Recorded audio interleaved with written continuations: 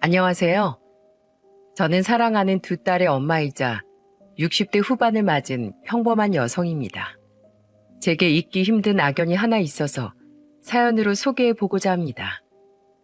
여전히 진행 중일지도 모를 그 거머리 같은 인연을 근래에 다시 만났거든요. 아주 기함할 인연이니 한번 들어봐 주세요. 전 한때 동네에서 내노라 하는 집안의 외동딸로 자라 부족한 것 없이 큰 자녀 중 하나였습니다. 보통 여러분들도 어릴 때를 떠올려 보라고 하면 유별난 기억이 아닌 이상 대부분 아득하지 않나요? 저도 국민학교 3학년까진 마찬가지로 특출난 기억이 없었어요. 그런데 그 이후 감사할 인연을 만나고 나서부터 제 어린 시절 모든 순간은 특별한 기억이 되었습니다. 국민학교 3학년을 마칠 때쯤 원래 계시던 도우미 아줌마가 개인 사정으로 그만두고 새로운 도우미 아줌마가 오게 된 것이 시작이었죠.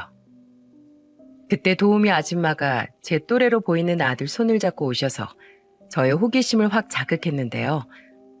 외동으로 커서 은근 외로웠던 제게 아줌마 아들은 저의 환심을 빼앗기 충분한 존재였어요. 그리고 제겐 곧바로 행운이 찾아왔죠. 아줌마 아들과 하루 만에 친한 친구가 되어 들떴던 제가 며칠 후 깜짝 놀랄 선물까지 받게 되었거든요. 한날 학교 마치고 집에 왔더니 엄마랑 도우미 아줌마가 저희 집 방 한 칸을 청소하고 있더라고요. 엄마 뭐해? 이 방은 먼지 많다고 들어가지 말라면서. 근데 이젠 도우미 아줌마 들어와서 살 거야. 너도 민권이랑 싸우지 말고 친하게 지내야 돼. 집안의 가장을 잃은 아줌마는 그 아들 민권이를 데리고서 어렵게 일자리를 구해왔는데 마음 좋은 저희 엄마가 도우미 아줌마의 사정을 듣고 숙식을 권했다더군요. 이래나 저래나 제게 중요했던 건 민건이가 저와 한 집에 살게 되었다는 거였어요. 저와 민건이는 같이 사는 것뿐만 아니라 학교까지 함께 다니면서 짧은 시간 내에 극도로 친밀해졌습니다. 한창 친구와 어울려 노는 걸 즐겼던 저는 학교에서도 집에서도 쉴 새 없이 놀 수 있어 기뻤죠. 민건이는 한 지붕 아래 살다 보니 급격히 단짝이 된 경우였지만 사실 제겐 학교에도 단짝이 따로 한 명 있었어요. 아주 친했던 친구였는데 그 친구는 가난한 농부의 딸이어서 매사에 제가 부럽다는 말을 입에 달고 사는 애였죠. 아마 저와 동년배인 분들은 학교 다닐 때 도시락 많이 싸들고 다녔을 겁니다. 급식과 달리 도시락은 가정 형편이 유난히 잘 보이는 증거물이잖아요. 전 푸짐한 도시락으로 인기 많던 학생 중 한 명이었던 반면 제 단짝 친구는 매번 신김치만 싸우며 주눅 들어있는 애이기도 했어요. 그렇게 제 도시락을 부러워하면서 말이죠. 민주야, 넌 오늘도 소세지 싸왔네? 부럽다. 나도 엄마가 소세지 좀 싸주면 좋겠는데. 너희 부모님이 농사일 때문에 바빠서 그런 걸 거야. 앞으로 나랑 계속 같이 먹자. 우리 도우미 아줌마 요리 엄청 잘하시거든. 내가 말씀드려서 향숙이 네 것까지 싸올게. 정말? 진짜 너무 고마워, 민주야. 역시 넌 내 가장 친한 친구야. 이만큼 제가 소중하게 생각하는 향숙이와 민권이는 제가 연결고리가 되어주는 덕에 서로 자연스레 알게 되었습니다. 우리 셋은 주위 친구들이 삼총사라고 불렀을 정도로 아주 친하게 지냈어요. 우리가 이대로 쭉 둘도 없는 친구가 되었다면 얼마나 좋았을까요? 아쉽게도 당연한 줄로만 알았던 우리의 관계는 사춘기에 접어들면서 점점 이상하게 틀어지기 시작했습니다. 그렇게 된 계기는 아주 명확하게 존재했죠. 민건이는 어쩜 그렇게 공부도 잘하고 운동까지 잘한대? 민주야, 넌 민건이랑 한 집에 사니까 민건이가 어떤 걸 좋아하고 싫어하는지 잘 알지? 아무래도 그렇지. 왜? 이거 비밀인데 나 사실 민건이 오래전부터 좋아했어. 근데 내 눈치론 민건이도 날 싫어하진 않는 것 같더라고. 그래서 이번 민건이 생일에 고백해 볼까 하는데 넌 어떻게 생각해? 아마 이때부터 금이 가기 시작했던 것 같습니다. 제가 향숙이의 마음에 끼어들어 어떻게 할 생각은 없었어요. 단지 민건이가 향숙이에게 아무런 감정이 없다는 걸 알고만 있을 뿐이었죠. 당사자도 아닌 제가 나서서 향수기에게 민건이의 마음을 마음대로 전달할 순 없잖아요. 그래서 고백해야겠다는 향수기를 말리지 못했습니다. 그 바람에 제가 예상했던 대로 향수기는 민건이에게 차이고 말았죠. 근데 그 과정에서 제가 미처 예기치 못했던 상황이 발생했지 뭐예요. 나 민주 좋아해. 민주가 너랑 친하니까 어쩔 수 없이 잘해줬던 거야. 미안하지만 향수기 너한테 다른 마음 가졌던 적 난 단 한 번도 없어. 민건이가 향수기에게 저에 대한 마음을 고백해버린 겁니다. 그리고 저는 그걸로 민건이의 마음을 처음 알게 됐던 거죠. 많이 놀랐지만 민건이가 제게 직접 얘기할 때까지 저도 별다른 기색은 안 했어요. 대신 이로 인해 상상도 못했던 문제가 생겨 골머리를 앓았는데 다른 게 아니라 향수기가 절 오해해서 멀리하기 시작한 거예요. 다른 사람도 아니고 어떻게 민주 네가 그럴 수 있어? 내가 민건이 좋아한다고 너한테 분명 고민 상담도 했잖아. 근데 민건이를 뺏어간다고?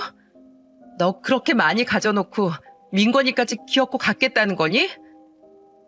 제가 격하게 해명했음에도 향수기의 마음과 귀는 이미 닫혀서 제 말을 들을 기미조차 없어 보였습니다. 저는 향수기의 오해 때문에 학창 시절의 한 부분을 굉장히 괴롭게 보내게 되었어요. 향수기가 절 친구의 남자를 뺏는 불엿이라고 이상한 소문을 퍼뜨렸거든요. 향수기 때문에 사춘기 시절 제 친구 관계는 엉망이 되고 말았습니다. 제가 성격이 모난 것 없어서 친구들한테 인기가 많았는데 처음으로 왕따라는 걸 당해봤어요. 게다가 향수기뿐만 아니라 향수기를 위로하는 다른 친구들까지 합세해 제 옷을 가위로 찢고 불쾌한 언사로 모욕감을 주는 등 정말 못살게 굴었죠. 당연히 전 향수기의 오해를 풀어보려고 했어요. 친구들한테 따돌림 당한다는 거 그 나이 땐 너무 가혹한 상처잖아요. 게다가 단짝인 친구가 주동자가 되어 앞장서는 상황이니 더 속상할 수밖에 없지 않습니까? 근데 역시나 향수기는 오직 민건이 일 때문에 제게 마음을 열 생각이 전혀 없어 보였어요. 다들 소기의 경일기란 속담 들어보셨죠? 향수기가 딱 그 상태였습니다. 그럼 이제 어쩌겠어요? 저도 살려면 더 이상 당하기만 할 수는 없는 노릇이잖아요. 눈에는 눈, 이에는 이. 저도 똑같이 해버리게 되었습니다. 야, 김민주, 네가 내 가방 찢어놨지? 너 아니면 이럴 사람 없는 거 아니까 발뺌할 생각하지 마. 네가 하도 내 물건 망가뜨리길래 당하는 사람 기분을 모르나 싶어서 나도 해봤어. 근데 지금 이럴 때가 아닐걸? 민건이가 너 이렇게 못돼 먹은 애라는 거 다 알아. 내가 민건이한테 네가 한 짓 다 말해주고 보여줬거든. 사실이었어요.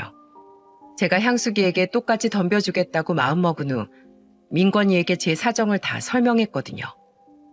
그러니 민건이가 본인 학교까지 땡땡이 치고서 저희 학교로 찾아온 거예요. 그때 180도 변해버린 향수기의 모습을 직접 확인하고 돌아갔죠. 빼도 박도 못하게 민건이와 연이 끊어졌다고 생각한 향수기는 제 말에 분했는지 얼굴이 삽시간에 빨개졌어요. 그때 제가 자리를 피했어야 했는데 제 머리채를 잡아채는 향수기 때문에 저는 팔자에 없을 몸싸움까지 하고 말았습니다. 그럼 그렇지. 너 이럴 줄 알았어. 너 때문에 다시 민건이 앞에 못 나서게 됐잖아. 너 때문에 다 망했어. 책임져. 네가 한 짓을 왜 나더러 책임지래? 너야말로 너 때문에 망한 내 인생 책임지고나 따져. 그 일로 인해서 향수기는 전학을 가게 되었고 저는 중학교 졸업 때까지 불엿이 이미지로 낙인 찍힌 채 지내다가 졸업했습니다. 그 어린 나이에 밑바닥까지 꺼져보니 믿을 사람 걸을 사람이 절로 가려지더군요. 그래도 그 힘든 시기를 버틸 수 있었던 건 다 민건이 덕분이었어요. 그 일이 계기가 되어 고등학교로 진학 후 저는 민건이랑 더더욱 가까워졌습니다. 대학 입학할 때쯤에야 향수기 소식을 우연히 듣게 됐는데 성적이 안 되어 공장에 들어갔다고 하더군요. 그렇게 저와 향수기는 서로 오해도 못 풀고 앙숙인 채로 영영 관계가 끝난 셈이었죠. 향수기 이후론 그런 불쾌한 인연은 더 이상 없어서 한결 안심하며 살았습니다. 하지만 불행하게도 얼마 못 가 이전과는 비교도 못할 청천벽력 같은 소식이 찾아오고 말았습니다. 여러분, 혹시 집에 빨간 딱지 붙어본 분 계신가요? 제 가정에 불행이 닥칠 줄은 몰랐는데 아빠 사업이 휘청거리는 바람에 결국 드라마 같은 일이 벌어지고 만 거예요. 왜 이러십니까? 왜 벌써 딱지를 붙이는 건데요?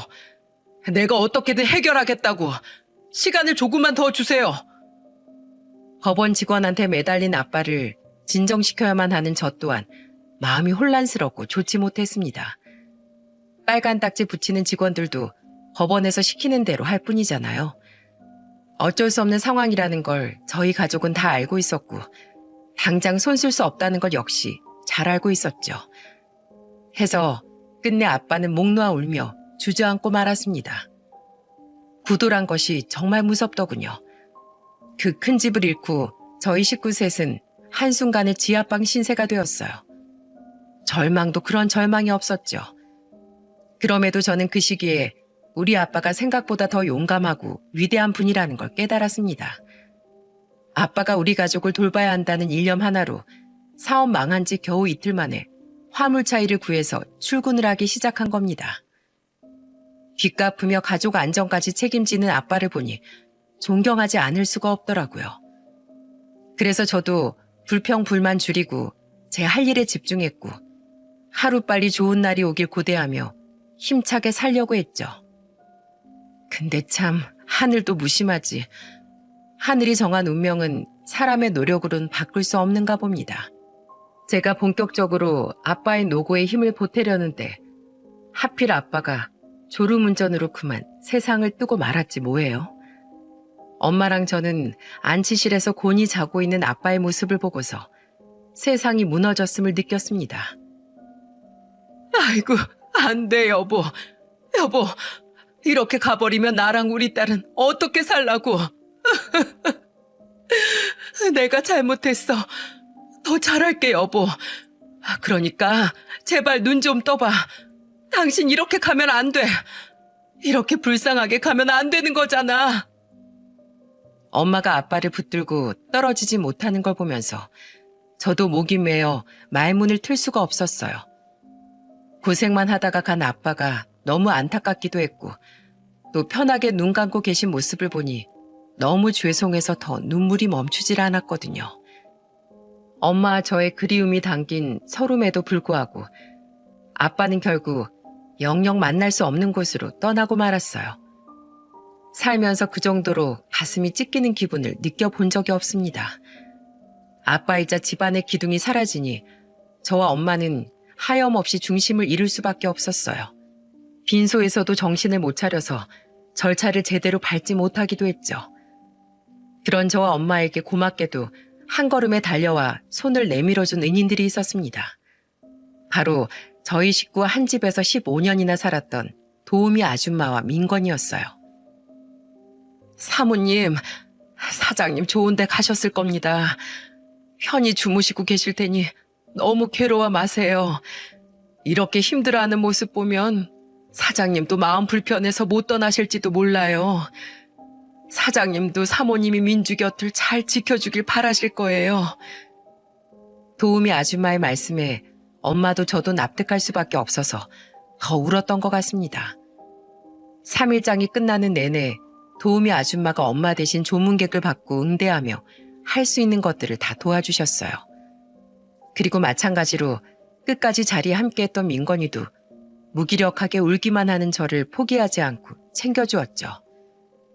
도우미 아줌마와 민건이 덕분에 저랑 엄마가 아빠를 무탈하게 보내드릴 수 있었어요. 근데 말로 형용할 수 없는 허무함이 남아 감정을 추스르긴 여전히 힘들더라고요.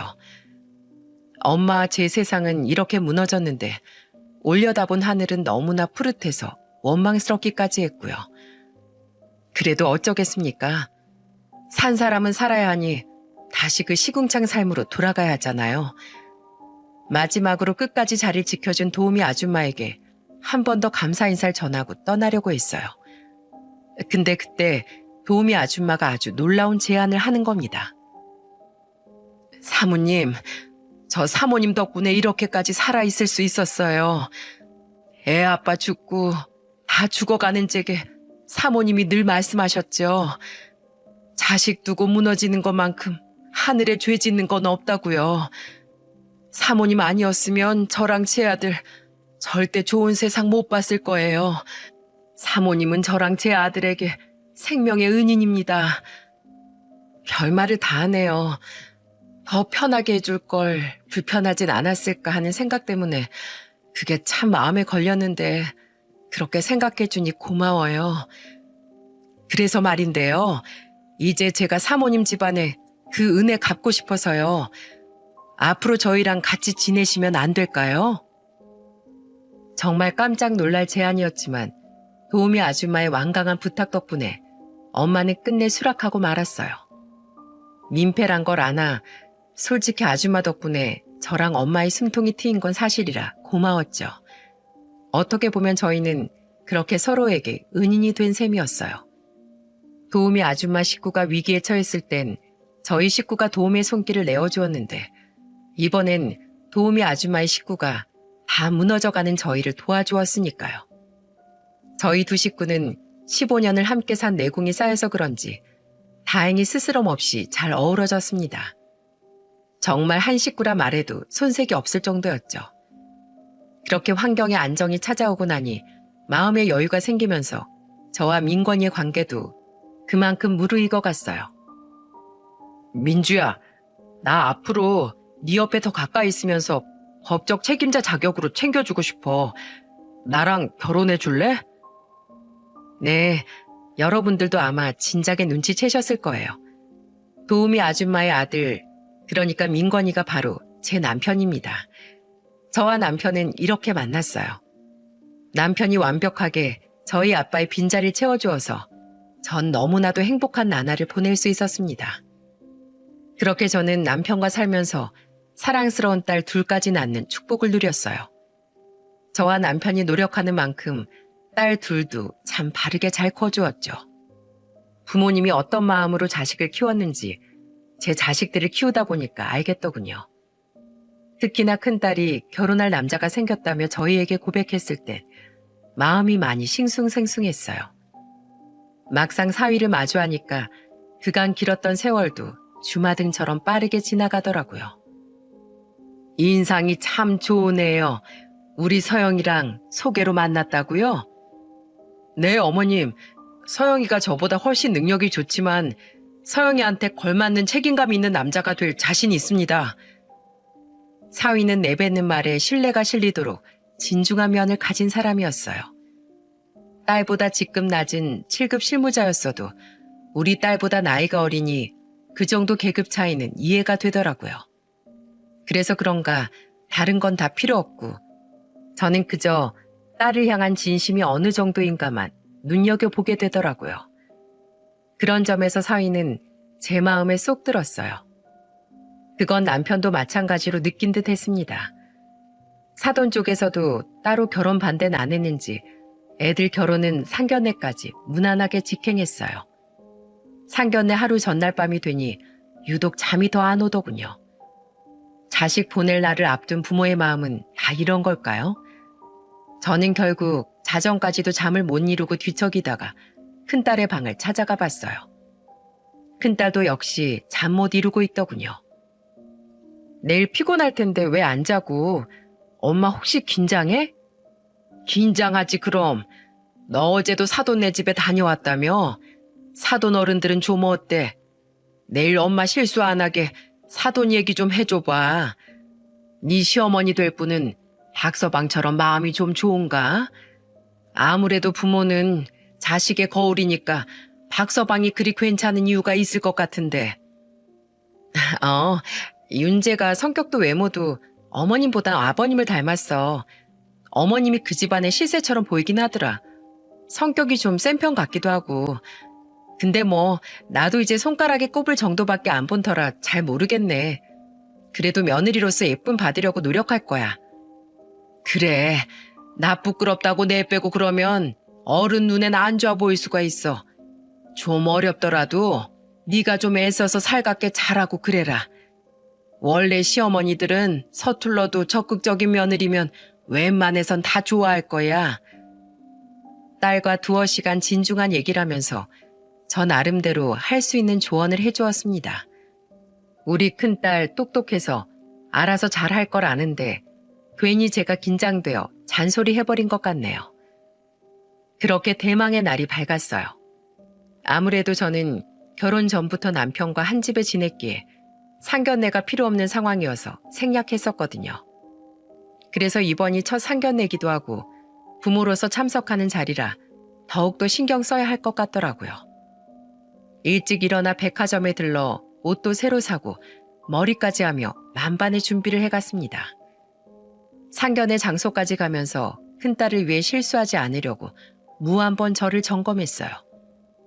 그렇게 약속 장소에 도착하고 마음 다잡아 예약 잡힌 방문을 열었을 때였습니다. 근데 이게 웬일인가요? 저는 문을 열자마자 다리에 힘이 풀려 주저앉을 수밖에 없었어요. 어머나. 제 눈이 자리에 앉아있는 안사돈과 정확하게 마주치자 안사돈 역시도 비명을 질렀습니다. 저도 너무 당황해서 그 순간 너 하며 버벅거리기만 했고요. 어떻게 이런 일이 다 있을 수 있는지 지금 생각해도 소름 돋는 일이네요. 제가 어떻게 그 얼굴을 못 알아볼 수 있겠습니까? 한때 저의 가장 친한 친구이자 앙숙으로 돌아섰던 바로 그 악연을 말이죠. 아니, 이게 누구야? 민주랑 민건이 아니니? 너희들 결혼했단 소식은 들었는데 이렇게 만나게 될 줄은 몰랐다 얘. 나 기억하려나? 향숙이. 주저앉은 저를 남편이 부축해주는데 향숙이가 냅다 달려와 저를 반겼습니다. 어찌나 살갑게 굴던지 순간 우리가 반길 사이인가 헷갈릴 뻔했지 뭐예요. 향숙이는 옛날 그 표독스러운 얼굴 그대로 자랐더라고요. 향숙이 얼굴을 보니 흐릿해진 줄 알았던 과거의 상처가 화수분처럼 다시 떠오르는 거 있죠. 어떻게 이 악연을 하필 이 기쁜 자리에서 제외하게 된단 말인가요? 제가 하늘에 무슨 실수라도 한 걸까요? 아빠가 돌아가신 후로 저는 또 세상이 무너지는 기분을 느꼈습니다. 엄마, 왜 그래? 괜찮아? 장모님, 어디 불편하세요? 병원 가보셔야 하는 거면 지금 말씀하세요. 느닷없이 쓰러져 버린 저 때문에 딸들과 사이가 많이 놀란 것 같았어요. 그리고 저와 향숙이의 관계에 대해서도 궁금해하는 눈치였죠. 저뿐만 아니라 남편도 사실 크게 당황했나 보더라고요.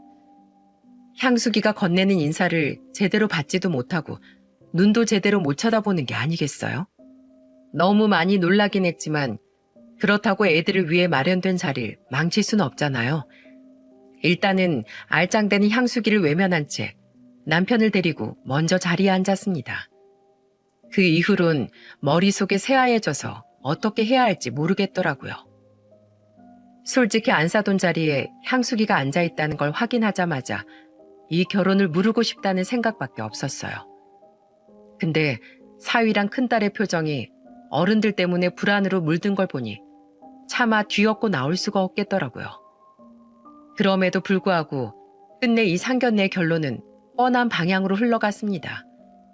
이게 다 향숙의 무례한 만행이 시간을 거슬러 왔나 싶을 만큼 여전했기 때문이었죠.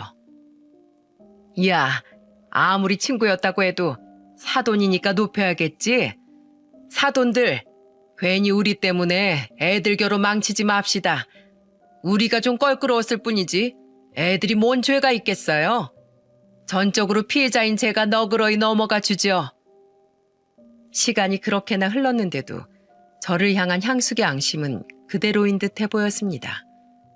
향숙의 태도가 그런 식으로 날아오니 저 또한 과거 트라우마가 절로 발병되더군요. 향숙의 싱글벙글한 얼굴을 마주하는데 속부터 토악질이 올라오는 기분이라 도무지 자리에 집중이 안 되었어요. 졸지에 기쁜 자리여야 할 상견례는 모든 식구가 눈치 보는 분위기가 되어버렸습니다. 그 바람에 유독 큰딸과 사이가 분위기를 풀려고 많이 노력했어요. 저랑 남편은 딸을 생각해서라도 과거에 얽매이지 않으려고 했는데 역시나 향수기는 가만히 있을 위인이 아니었죠. 아니 그럼 바깥사도는 이제 도우미 집안이 아닌 거예요? 옛날에 집이 도우미 했었잖아요. 아주마 도시락 굉장히 맛있었는데. 정말 불쾌하더군요. 사실 도우미 얘기는 우리 두 딸들한테도 못했습니다. 말할 타이밍을 잡지 못해 미루다가 잊어버리는 바람에 그렇게 넘어갔던 일인데 그걸 예고도 없이 향수기가 발설한 거예요.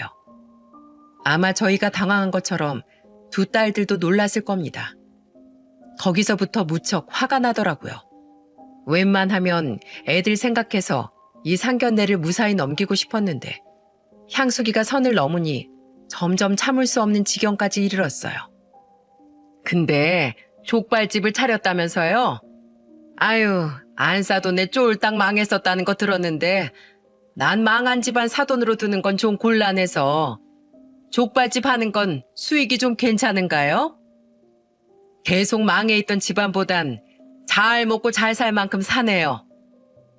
뭐요? 아니, 지금 그거 나 들으라고 하는 소리예요? 참나, 나 더 이상 안 사돈이 하는 그 농부 딸 아니거든요. 우리 건어물 가게 운영하는데 장사가 너무 잘 돼서 일손이 매일 부족할 정도로 돈 펑펑 벌어요. 그리고 이거 다 우리 아들한테 갈 재산인데 사돈들 따님이 아주 거물을 문 거라고요.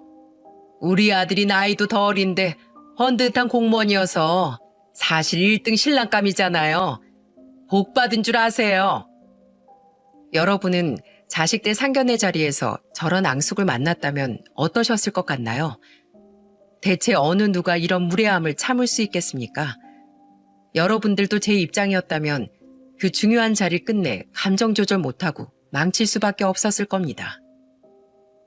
자꾸 반말하니까 나도 그냥 향숙이라고 할게. 옛날 생각하니까 갑자기 그것도 기억난다. 너 내 남편 짝사랑하면서 새로 왔던 총각 선생님까지 좋아했었잖아. 그 선생님 결혼한다고 했을 때 너 그 선생님 차에 개똥 발랐었지? 너한테 똥냄새 나는 거 전교생이 다 알고 수군댔어. 알긴 아니? 뭐라고? 얘가 몇 년 지났다고 아주 소설을 쓴다, 소설을 써. 어디서 생사람을 잡어? 네가 계속 옛날 기억나게 자극하니까 생각나잖아. 다 웃자고 한 소린데 속 좁게 정색하지 말어. 저는 솔직했을 뿐인데 그 순간 진짜 황당하게도 아주 어처구니 없는 사고가 벌어지고 말았습니다. 향수기가 제 말에 자존심이 확 상했는지 얼굴 벌개진 채 냉수를 들이키더라고요.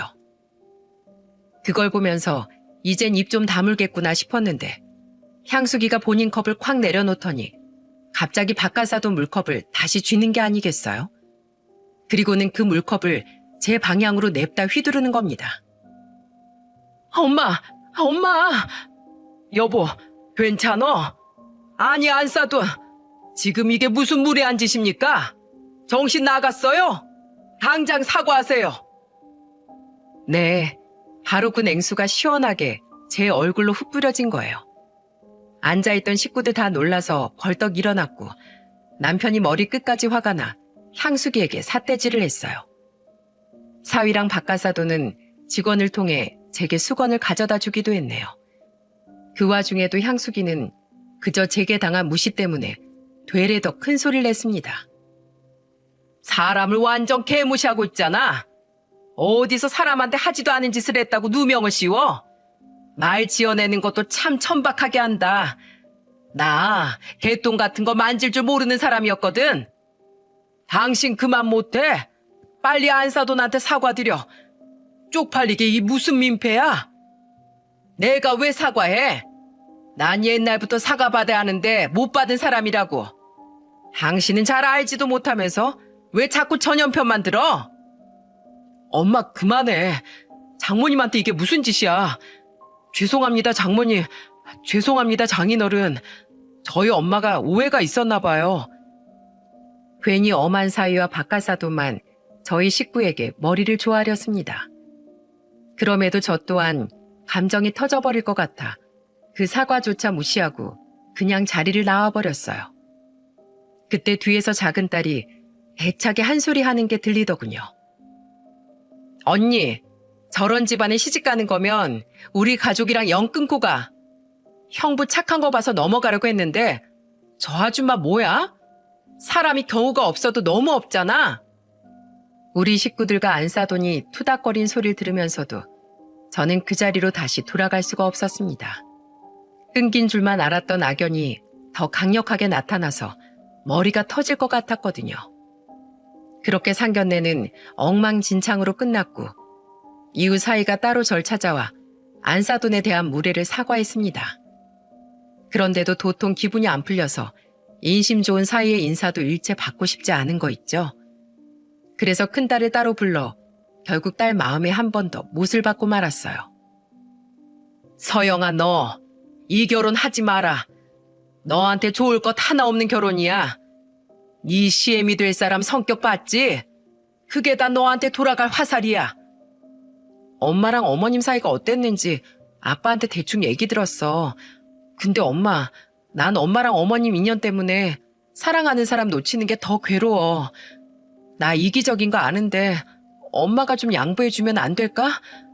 나 윤재 아니면 누구랑도 결혼 못해.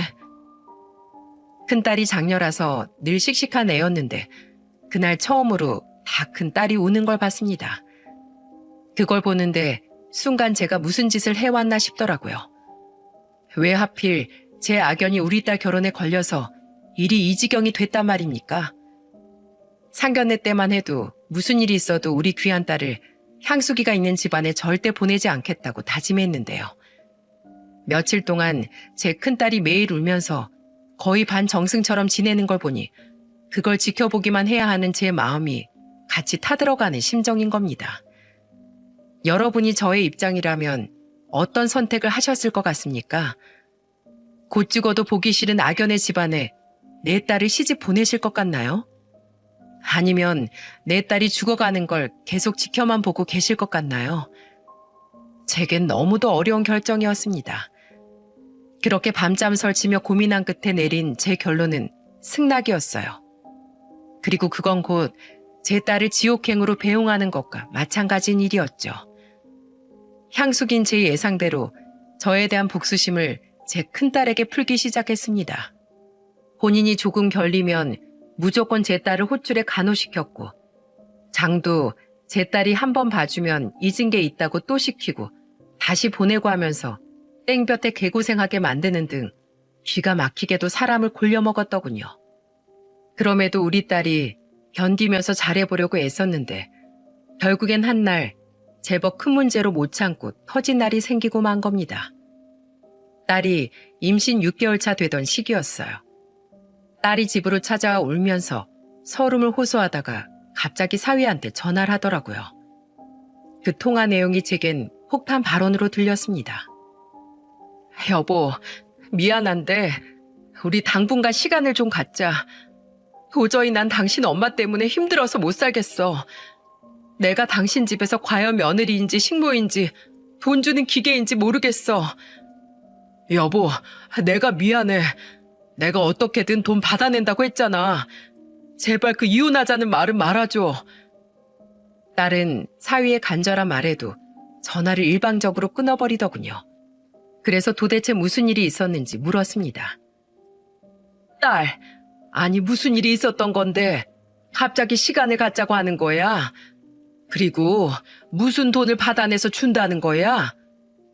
어머님이 자기 돈이 필요하다며 몇 달 전부터 돈을 조금씩 빌려갔는데 약속한 날짜가 지나서 빌려간 돈 중에 일부라도 갚아주면 안 되겠냐고 했더니 어머님이 글쎄 그 돈을 왜 자기가 갚아야 하냐고 하는 거야.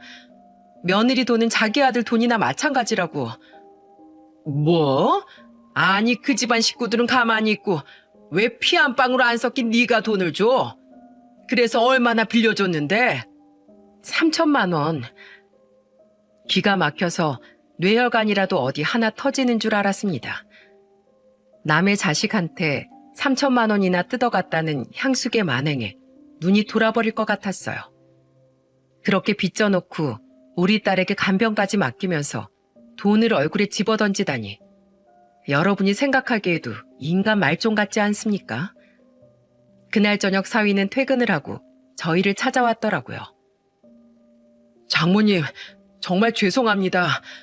돈은 제가 어떻게든 받아내도록 하겠습니다. 그리고 저희 엄마가 장모님한테 몹쓸 짓 했다는 거 서영이한테 들었어요. 장모님 장인어른 앞에서 차마 얼굴 들 수가 없네요. 저희 엄마를 제가 놓는 한이 있더라도 절대 서영이랑 제 아이를 놓는 일은 없을 거예요. 딸은 사위의 진심 어린 사과와 손주 때문에 이혼은 적기로 했습니다. 정말 마음 같아선 당장이라도 쫓아가서 내 딸 눈에 피눈물 나게 한 죄로 머리채라도 잡고 싶었지만 괜히 나섰다가 딸만 더 힘들어질 것 같아 우선은 참기로 했습니다. 하지만 저의 그런 마음을 무참히 깨버리는 사건이 벌어지고 말았습니다. 그 일이 있은 후 딸은 임신 때문에 휴직을 하고 집에서 몸조리를 하고 있는 상태였어요. 그런데 이상하게 요즘 따라 딸 분위기가 좋지 않다는 촉이 오기 시작하더군요. 딸이랑 통화를 할 땐 웃으면서 잘 얘기했지만 희한하게 제 가슴 속 찝찝함이 영 사라지질 않더라고요. 딸이 아무리 웃음소리를 들려주어도 그 안에서 자꾸만 기운 없는 딸의 상태가 느껴지는 것 같았습니다. 그게 꼭 향수기와 관련되어 있을 것 같다는 생각을 떨칠 수가 없었어요. 그래서 저는 결국 날을 정해 딸네를 찾아가게 되었죠. 전 당연히 딸이 혼자 있다고 생각했어요. 근데 현관문 밖에서부터 미세하게 문을 뚫고 나오는 카랑카랑한 목소리가 들리는 겁니다. 너는 밥 좀 하라고 했더니 이게 음식이야? 된장찌개를 똥으로 끓였나? 이건 짠맛도 아니고 싱거운 것도 아니고 뭐니? 똥물이라고 해도 믿겠네. 아유, 구리니까 갖다 버려라. 쨍그랑하는 소리가 들렸을 때 저는 도어락 번호를 급하게 눌렸습니다. 제가 딸의 임신 때문에 혹시 모를 위험한 상황을 대비해 도어락 비밀번호를 받아놨거든요.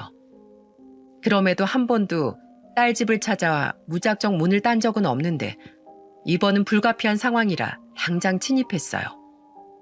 그 쨍그랑 소리가 숟가락을 던진 소리였나 보더라고요. 문을 열고 들어가자 쇠숟가락이 엉뚱하게 거실 바닥까지 날아와 있는 게 아니겠습니까? 그리고 계속해서 향수기 목소리가 울려 퍼졌습니다. 얼마나 자기 목소리에 귀가 멀었으면 향수기는 제가 들어온 줄도 모르고 제 딸한테 소리치기 바쁘더군요. 너 일부러 그랬지? 네 엄마 말대로 날 개똥 취급해서 내 입구녕에 들어가는 음식도 이런 똥맛으로 만들어 바친 거 아니야? 무슨 그런 말씀을 하세요. 여기서 또 왜 엄마 얘기가 나와요? 네가 네 엄마 하는 짓이랑 똑같이 하니까 이러는 거 아니냐? 네 엄마가 너한테 무슨 소설을 써서 날 저급하게 말했는지 모르겠는데 나 네 시엠이다. 어릴 때야 네 엄마가 갑이었지만 지금은 내가 갑이야. 네가 내 며느리로 들어온 이상 누구 집 딸내미건 간에 시엠이 나한테 복종해야 하는 거라고. 해도 너무하시네요. 복종이요? 지금 시대가 어느 시대인데 복종 타령을 하세요. 저희 엄마는 결혼 반대한 것 말곤 저한테 어머님 욕한 적 단 한 번도 없거든요. 왜 어머님 혼자만 난리세요? 지 엄마라고 편드냐? 그래봤자 너한테 좋을 게 없을 텐데. 넌 우리 집안 사람이야. 내 발 아래로 들어온 이상 나한테 엎드려 절하고 내가 시키는 대로만 해야 한다고. 이럴 거 감안하고 결혼한 거 아니니? 상견례 때 그 난리가 났는데도 너 지금 이 결혼했잖아. 네, 제 발로 제가 들어선 지옥이죠. 그때만 해도 어머님 정신 상태가 치료 가능한 수준이라고 생각했거든요. 말했잖아요. 어머님 상태가 이렇게까지 심각한 줄 알았다면 이 결혼 하지도 않았을 거라고요. 뭐야? 너 지금 내가 정신병이라는 거야? 솔직히 어머님 이러는 거 제 눈엔 자격지심으로 보여요. 정작 저희 엄마한텐 제대로 대들지도 못하면서 제가 엄마 딸이란 이유로 임신한 며느리 잡는 것부터가 그냥 열등의식 아니에요? 제가 엄마 딸이라서 며느리로 인정 못하시겠으면 그냥 그렇게 하세요. 저도 똑같이 저 인정 안 해주는 어머님, 시어머니로 인정 안 하면 되니까.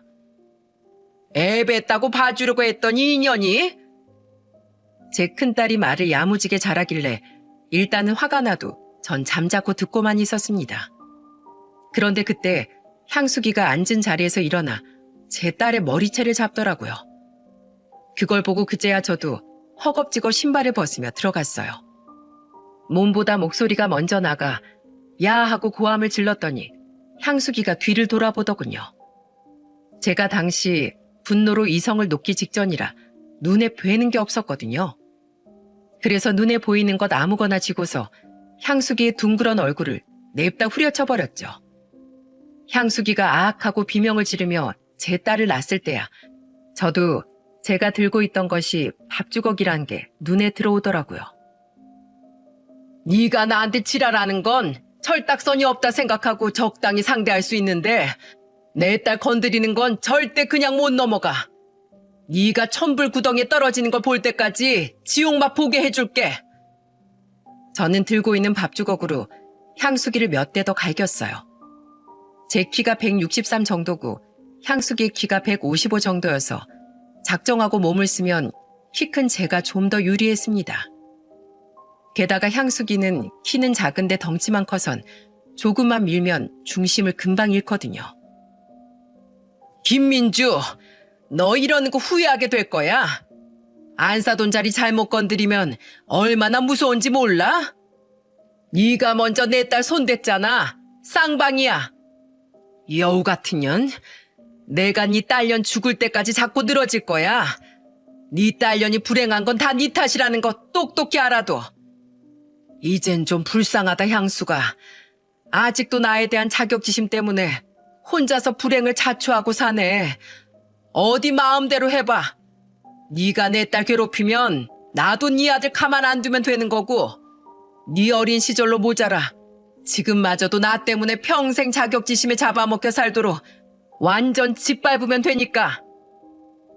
제가 정신 놓고 쉴 새 없이 몰아붙였더니 향수기가 얼마 못 가 혼자 발라당 넘어졌습니다. 그리곤 꼴에 맞는 건 또 아픈지 짧은 팔다리를 막 휘저는 거 있죠? 제가 본 향수기 모습 중 가장 남사스러운 모습이었어요. 향수기는 창피하게 며느리 앞에서 결국 눈물까지 보이며 자리에서 도망쳐버렸습니다. 그놈의 가만두지 않겠다는 대사는 역시 잊지 않고서 말입니다. 폭풍이 지나가고 잠잠해진 상황이 오자 저는 그제야 우리 딸이 괜찮은지 살펴볼 수 있었어요. 혹시 우리 손주에게 이상이 생긴 건 아닌가 싶어서 딸의 배부터 만져보았죠. 저 여편네가 배는 안 건드렸어? 괜찮은 거야? 여기서 이럴 게 아니라 일단 병원 먼저 가보자. 괜찮아 엄마. 나 솔직히 혼자 무서웠는데 고마워. 딸이 괜찮다고 했지만 제가 너무 걱정되어서 결국 딸을 데리고 병원을 찾았어요. 괜찮다고 했던 딸은 택시 타고 가는 내내 참으로 서럽게 눈물을 흘렸습니다. 마음이 정말 찢기는 기분이더군요. 서영아, 한 번 더 그 여편네가 건들면 이 엄마한테 얘기해. 엄마가 바로 그년 주둥아리 확 틀어 막아줄 테니까. 그렇게 큰딸을 달래서 산부인과 검사를 무사히 마쳤는데 다행히 아이에겐 아무런 이상이 없다는 소견을 들었어요. 그러고 나니 조금은 마음을 놓을 수 있겠더군요. 그리고 딸을 데리고 다시 집으로 바래다 준 그때 사위한테서 전화가 왔습니다. 무슨 일 있냐고 묻는 사위에게 괜히 제 불순한 감정이 불똥 튀어 사위를 당장 호출하고 말았죠. 장모님, 어떻게 된 거예요? 저희 엄마가 어떻게 했다고요? 자네 대체 중간에서 어떻게 하길래 자네 엄마가 내 딸 머리 끄댕이를 잡고 난린가? 어떻게 임신한 며느리한테 사정없이 손찌검을 할 수가 있냐고. 자네 엄마 때문에 집안이 팔칵 뒤집혔어. 네? 아니 그게 정말이에요? 여보, 진짜야? 그럼 내가 자네를 상대로 거짓말 하겠나? 나 더는 못 참아. 자네 이렇게 중간 역할 못할 것 같으면 차라리 이혼해. 안 돼요, 어머니. 저한테 시간을 좀 주세요. 제가 다 해결하겠습니다. 사위는 혼자 안절부절 못하다가 대화 도중에 갑자기 집을 박차고 나갔습니다. 대충 뭐하러 가는지 예상이 가더군요. 역시나 몇 시간 뒤에 바깥 사돈한테서 전화가 왔습니다. 죄송합니다, 안사돈. 제 아내가 우리 귀한 며느리한테 큰 실수를 저질렀다고 들었어요. 방금까지 우리 아들이 온 집안을 한바탕 뒤집고 갔습니다. 제 아내 때문에 몇 년을 고생하셨는데 또 마음고생하게 만들어서 정말 죄송합니다. 아무래도 제 아내가 자격지심을 며느리한테 푼 것 같아요. 한 번만 더 그런 사고 치면 빈털터리로 내쫓을 거라고 강력하게 얘기했습니다.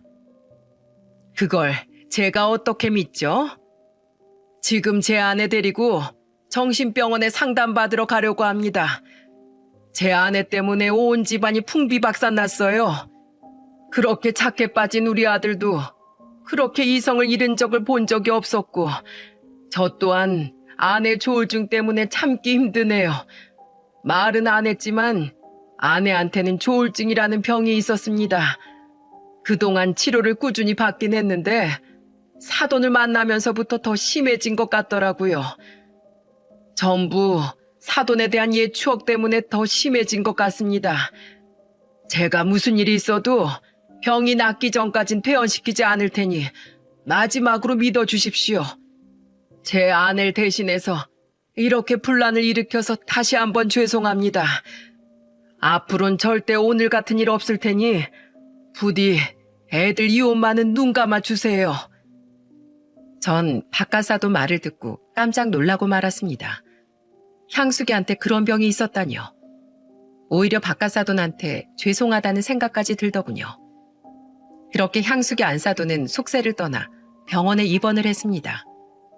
병원에 입원하지 않으면 사위는 다시는 안사돈을 보지 않는다고 선언을 했고 박가사돈 또한 이혼을 하겠다고 윽박지르니 어쩔 수 없이 울며 겨자 먹기 식으로 입원을 했다고 하더군요. 그렇게 몇 달이 지났습니다. 그 사이 저희 딸은 출산을 하게 되었죠. 얼마나 예쁘고 사랑스러운 손주인지 우리 딸이 너무 대견스럽더군요. 그렇게 딸 집에서 육아를 도와주며 반찬도 해주고 밥도 해주고 시간을 보내기도 했습니다. 그러던 어느 날 병원에 입원했던 향수기한테서 전화가 오더군요. 꼭 5달 만이었어요. 그러더니 갑자기 제게 사과를 하기 시작했습니다. 민주야, 진심으로 사과하고 싶다는 생각이 들어서 전화했어. 정말 미안하다. 내가 한 번도 널 이겨본 적이 없어서 널 이기고 싶은 마음에 그랬던 것 같아. 이제는 더 이상 싸우지 말고 가족들을 위해서라도 좋은 관계를 유지하고 싶어. 더 이상 내 자격지심 때문에 분열 일으키지 않을게. 믿어줘. 부탁이야. 향수기의 목소리 들으니 확실히 가식이 느껴지진 않았습니다. 우선 본인 말대로 벌은 제대로 받고 있는 것 같았어요. 사돈은 향수기한테 지은 죄를 잊지 않도록 끊임없이 세뇌시켜주는 것 같았고요. 그날 향수기의 사과를 듣고 나니 길이 보이지 않던 우리의 악연이 이젠 좀 끝이 보이는 것 같기도 하더군요. 저는 이유가 어찌됐던 사과를 받아주기로 했습니다. 더 이상 나도 싸우고 싶지 않고 자식들 생각부터 하자고요. 그랬더니 전화기 너머로 오열을 하더군요. 자기 병이 이렇게까지 심해질지 몰랐다면서 말이에요. 그 말을 들으니 치근한 마음이 들었습니다. 그래서 그 이후 병원에서 퇴원한 향수기와 밥을 먹으며 진지한 얘기를 나눴습니다. 향수기는 그동안 살이 많이 빠져 있는 상태였고 뭔가 모르게 기죽어 있는 상태였어요. 전 그런 향수기의 손을 잡아줬답니다. 사돈, 우리 이제 나이가 60이 넘었어요. 저도 죄송합니다. 그러니 남은 인생 우리 잘 지내봐요. 손주들 보면서 같이 좋은 음식도 먹으러 다니고 여행도 가고 합시다. 우리도 어릴 적 단짝일 때가 있었잖아요. 뭐 그때로 돌아가는 건 힘들겠지만 전 우리 사돈하고 이 좋은 세상 함께 나누고 싶네요. 제 바람입니다. 사돈. 사돈은 제 말에 감동을 받았는지 하염없이 눈물만 흘리더군요. 그렇게 우리는 앞으로 서로를 이해하고 잘 지내려고 노력하기로 했습니다. 물론 사돈이 언제 또 우리 딸을 괴롭힐지 모르니 눈에 쌈지를 켜고 지켜볼 겁니다. 아직까지는 손주도 잘 봐주고 저희 딸하고도 사이가 많이 좋아진 것 같아 참 다행이라고 생각하고 있습니다. 제 딸과 사이가 갈라서지 않는 이상 끈질기게 이어져 있을 인연이지만 부디 악연의 마침표는 이생 뜨기 전에 찍었으면 좋겠습니다. 악순환은 그만 끝내고 앞으로는 쭉 우리 손자 함께 웃을 날이 많았으면 좋겠네요. 부디 저희 가족을 응원해 주시면 감사하겠습니다. 사연 그만 마칠게요. 긴 이야기 들어주셔서 정말 감사합니다.